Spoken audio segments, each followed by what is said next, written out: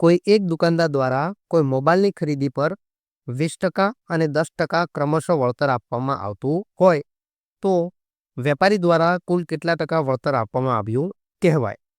તો આપણને ખબર જ છે કે વળતર એટલે ડિસ્કાઉન્ટ. આપણને કેટલી છૂટ મળી છે આપણે બે રીતે ગણીશું. આમાં પહેલું તો આપણે ગણીશું કે વળતરનું એક સૂત્ર છે x + y ઓછા xy/100. તો અહીંયા આપણે xy ની વેલ્યુ મૂકી દઈશું કે 20 + 10 ઓછા 20 × 10/100. તો અહીંયા છેદ ઉડશે, બંને શૂન્ય ગયા તો 20 + 10 ઓછા 2. તો અહીંયા 30 ઓછા 2 એટલે થઈ જશે 28%. જો આપણને આ રીતે ફાવે તો આ રીતે આપણે સોલ્વ કરી નાખવાનો.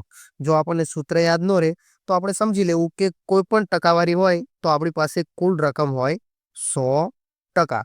હવે આપણને કીધું છે કે પહેલી વાર આપણે દુકાનદાર પાસે ખરીદી કરી તો આપણને 20%ની છૂટ આપી એટલે 100 ના 20% થાય 20.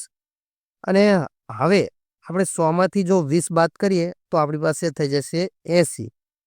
હવે આપણે ફરીવાર 10%ની છૂટ લીધી. જો 80 ઉપર 10%ની છૂટ લઈએ તો 8 થાય અને હવે આપણો જવાબ થઈ જશે 72. તો આપણને અહીંયા જોવા મળે છે કે પહેલા તો આપણને 20ની છૂટ આપી અને પછી 8ની, તો આપણને કુલ છૂટ આપી 28ની. તો આપણો અહીંયા જવાબ થઈ જશે સી, ઓપ્શન નંબર સી 28%. જો આ રીત યાદ આવે તો આ, અને આ તો એકદમ સરળ રીત છે. કંઈ ના આવડે તો 100 ધારીનીમાંથી એટલું 2 વાર ડિસ્કાઉન્ટ આપી દેવાનું. જો 3 વાર ડિસ્કાઉન્ટ કીધું હોય તો 3 વાર. વિડીયોને લાઈક કરી દો, તમારો જવાબ કોમેન્ટ કરી દો અને આપણી આ ગુજરાતી ગણિત ચેનલ પર નવા હોય તો ચેનલને સબસ્ક્રાઇબ કરી દો અને તમારા મિત્રો સુધી શેર કરી દો.